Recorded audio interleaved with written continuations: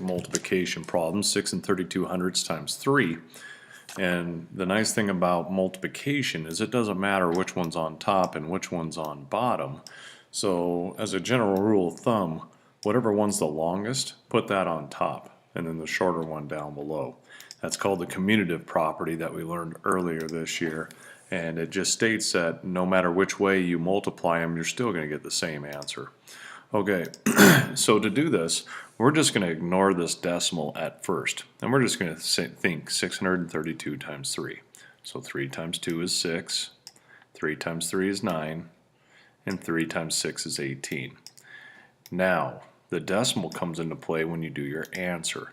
And the way you do that is you count up decimal places on both of the numbers that you multiplied. So on this one, the decimal is 1 place, 2 places over, so I'm going to put that on the outside and circle it. This one doesn't have a decimal, so we're going to say that that's 0 places over. So a grand total, we have 2 plus 0, we have 2 total spaces to move over. So that means in our answer we're going to move over 2 spots. 1, 2. So my answer would be 18 and 96 hundredths. And if you got rid of the decimals, you would just have 6 times 3. Well, 6 times 3 is 18, so that means this is pretty close, 18 and 96 hundredths. If I put the decimal in the wrong spot and say 189 and 6 tenths, that's not close to 18. Okay, let's try another one. Here we have 4 and 5 tenths times 8. Okay, so once again, put the longer one on top. 8 times 5 is 40. And we ignore the decimal until the end.